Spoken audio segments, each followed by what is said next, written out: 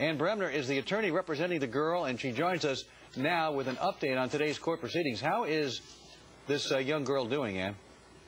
Well, what she said in her letter describes her world, and she also said that she also thinks the world's going to explode.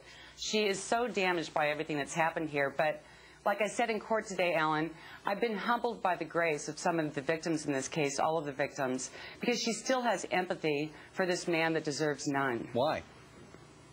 You know, because he was her teacher, he was popular, she's a wonderful kid.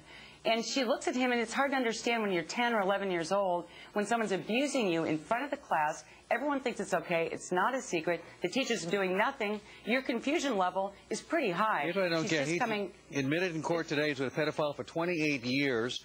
28 years. And he was warned by at least 3 different principals. One principal warned him repeatedly about his behavior.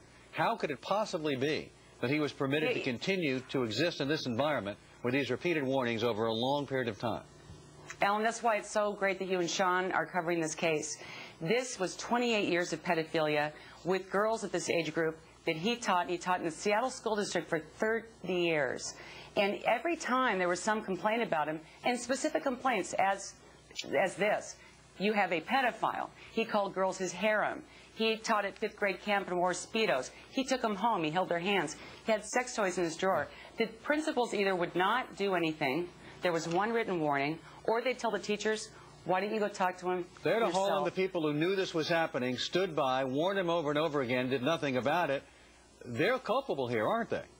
They are. And, you know, we hear so much about sex abuse in our society and child molesters and sentences, but our institutions, when we have our children have to go to school, and they're there every day, it took a parent to catch him in the act for him to come to prison, and they even left him in 4 weeks after that discovery. And there has to be accountability. It is horrible. This is horrible. His colleagues, I want to go back to this point, had repeatedly warned the administration, and I want to go back to at least 3 principals being aware of his unwanted touching, and they didn't take the satisfactory action. You mentioned these toys or whatever you call them in his desk, whatever he was calling them. I don't know. You know, how does this happen in this day and age? How does somebody circumvent all the obvious necessary checks and balances? It takes your breath away. It's so outrageous.